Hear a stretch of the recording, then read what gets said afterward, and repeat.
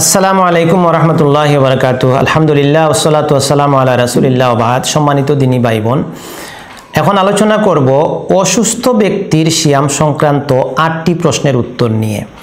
1 নম্বর প্রশ্ন হচ্ছে, রোগীর কয়টি অবস্থা হতে পারে? রোগীর 3টি অবস্থা হতে পারে। একটা অবস্থা হচ্ছে যে হালকা অসুখ বিসুখ, যেমন হালকা কিছু জ্বর হয়েছে, কিছু সামান্য সর্দি কাশি হয়েছে, এই অবস্থায় সিয়াম ভঙ্গ করা যাবে না, সিয়াম রাখতে হবে। 2 নম্বর অবস্থা হচ্ছে যে তিনি অসুস্থ, এখন যদি সিয়াম রাখেন তাহলে সুস্থ হতে অনেক দেরি হবে অথবা তার অসুখ বেড়ে যাবে, এমত অবস্থায় তার জন্য সিয়াম ভঙ্গ করা উত্তম। তিনি সিয়াম ভঙ্গ করবেন, পরবর্তীতে সুস্থ হলে কাজা করবেন। আরেকটা অবস্থা হচ্ছে যে সিয়াম রাখা তার খুবই কষ্ট হবে, এমনকি তিনি মারাও যেতে পারেন, এমত অবস্থায় সিয়াম রাখা তার জন্য হারাম, তিনি সিয়াম রাখবেন না। 2 নম্বর প্রশ্ন হচ্ছে, বয়স্ক রোগীদের হুকুম কি? যাদের অনেক বয়স হয়ে গেছে, সিয়াম রাখার আর তাদের কোনো যোগ্যতা নাই, তাদের বিধান হচ্ছে যে তোয়ামু মিসকিন, তারা মিসকিনকে খাওয়ানোর মাধ্যমে ফিদিয়া আদায় করবেন, এতেই তাদের এই সিয়ামের দায়িত্ব আদায় হয়ে যাবে। 3 নম্বর প্রশ্ন হচ্ছে, বয়স কম কিন্তু সুস্থ হওয়ার সম্ভাবনা নেই, এমন অসুখ কারো হয়ে গেছে, তিনি কি করবেন?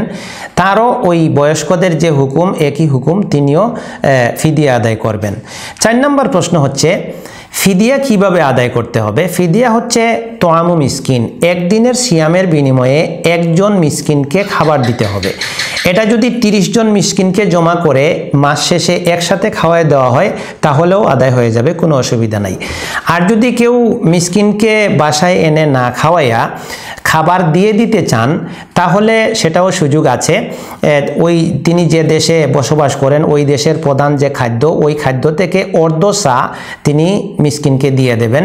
যেমন আমাদের দেশে প্রধান খাদ্য চাল, তো অর্ধ সা আপনার 1.5 কেজি দিলে ভালো, একটু কম বেশি আছে পরিমাণে, তো 1.5 কেজি চাল যদি আপনার দিয়ে দেন প্রতি সওমের বিনিময়ে, তাহলে তার এই ফিদিয়া আদায় হয়ে যাবে।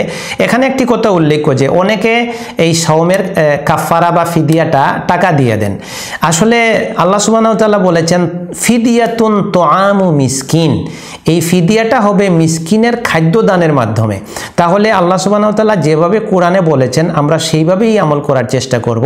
আমরা টাকা দেব না, খাদ্য দেব, হয় এনে খাওয়ায় দেব অথবা খাদ্য কিনে দেব। হ্যাঁ, যদি কেউ দূরে হয় তাহলে কাউকে মাধ্যম বানিয়ে দিতে হবে, ওই তার কাছে টাকা দিয়ে দিতে হবে, সে টাকা দিয়ে খাদ্যটা প্রাপকের কাছে পৌঁছে দেবে। 5 নম্বর প্রশ্ন হচ্ছে, কাজের কষ্ট হয়, কাজের জন্য যারা পরিশ্রমের কাজ করেন এবং খুব কষ্ট হয় তারা সিয়াম ভঙ্গ করতে পারবে কিনা? উত্তর হচ্ছে না। আল্লাহ সুবহানাহু ওয়া তাআলা বলেছেন ওমাইয়াত্তাকিল্লাহা ইয়াজআল লাহু মাখরাজা, যারা আল্লাহকে ভয় করে চলে আল্লাহ তার জন্য জীবন উপকরণের ব্যবস্থা করে দেন, এমন রিজিকের ব্যবস্থা করেন যে সে কল্পনাও করতে পারে না। এই জন্য ফরজ সিয়াম ভঙ্গ করে কাজের লোড নেওয়ার মানসিকতা কেউ যেন না রাখে, প্রয়োজনে কাজ কমায় দেবে, হাফ বেলা কাজ করবে এবং সিয়াম পালন করবে। এই হাফ বেলার কাজের মধ্যে আল্লাহ বারাকা দিবেন, সে ইনশাআল্লাহ এর মাধ্যমেই চলতে পারবে। আল্লাহ যদি সহায় হন তাহলে সে ইনশাআল্লাহ কষ্ট হবে না তার। 6 নম্বর প্রশ্ন হচ্ছে, যারা জীবনে ইচ্ছে করে অনেক সিয়াম ভেঙে ফেলেছেন, সিয়ামের গুরুত্ব বুঝেননি হয়তো বা অজ্ঞতার কারণে অথবা না জানার কারণে, তারা কি করবেন? এই ক্ষেত্রে উত্তর হচ্ছে যে তাদের উপরে একটাই কাজ, সেটা হচ্ছে খালিসভাবে তওবা করতে হবে আল্লাহর কাছে যে আল্লাহ যা ভুল হয়ে গেছে ক্ষমা করো, আর ভবিষ্যতে কোনো রমজানের সিয়াম যেন আর মিস না হয়, এই জন্য দৃঢ় প্রতিজ্ঞা করতে হবে। 7 নম্বর প্রশ্ন হচ্ছে, কাজা সিয়াম আদায় করার নিয়মটা কি?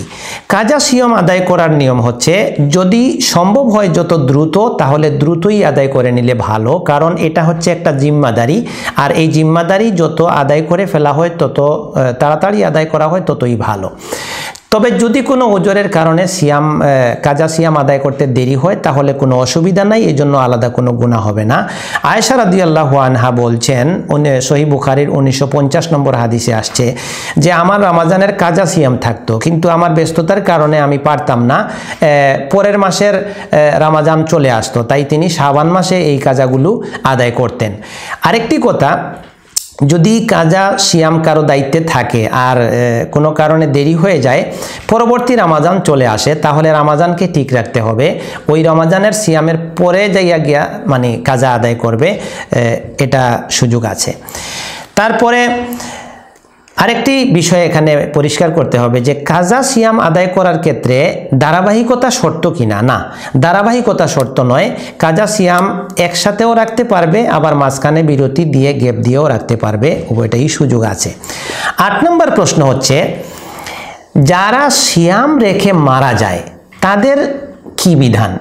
এখানে দুটি অবস্থা। একটা হচ্ছে যে যিনি সিয়াম কাজা করেছেন, পরবর্তীতে এই সিয়াম কাজা আদায় করার জন্য তার সুযোগ হওয়ার আগেই তিনি মারা গেছেন। যেমন অসুস্থ সিয়াম কাজা করেছেন, পরবর্তীতে সুস্থ হওয়ার আগে তিনি মারা গেছেন, এমত অবস্থায় তার কিছুই লাগবে না, আল্লাহ এটা ইনশাল্লাহ ক্ষমা করে দিবেন। আর আরেকটি অবস্থা হচ্ছে যে যার উপরে রমাজানের অথবা মান্যতের সিয়াম আছে, কিন্তু তিনি এটা আদায় করার বা কাজা আদায় করার সুযোগও পেয়েছেন, কিন্তু ইচ্ছা করে দেরি করেছেন, সেটা আদায় করেননি। এই ক্ষেত্রে একাধিক মতামতের মধ্যে বিশুদ্ধ মত হচ্ছে যে তার ওলি বা ওয়ারিশ যারা আছেন, তারা একজন বা একাধিকজন মিলে যে কয়টা সিয়াম তার কাজা হয়েছে, ভঙ্গ হয়েছে, বা যে কয়টা সিয়াম তিনি মান্যত করেছিলেন, এই কয়টা সিয়াম রেখে দিবেন। এমর্মে সহিহ বুখারীর 1952 নম্বর পরিষ্কার হাদিসে উল্লেখ আছে, রাসূল সাল্লাল্লাহু আলাইহি ওয়াসাল্লাম বলেছেন, মান মাতা ওয়া আলাইহি সিয়াম ফালি সামা আনহু ওয়ালিয়ুহু, যে মারা যায় আর তার দায়িত্বে সিয়াম থেকে যায়, তাহলে তার ওলি যেন এই সিয়ামগুলো রেখে দেয়। আল্লাহ সুবহানাহু ওয়া তাআলা আমাদেরকে বিশুদ্ধভাবে এই কাজা সংক্রান্ত এবং অসুস্থতার সিয়াম সংক্রান্ত বিষয়গুলো জেনে আমল করার তৌফিক দান করুন। আল্লাহুম্মা আমিন। আসসালামু আলাইকুম ওয়া রাহমাতুল্লাহি ওয়া বারাকাতুহু।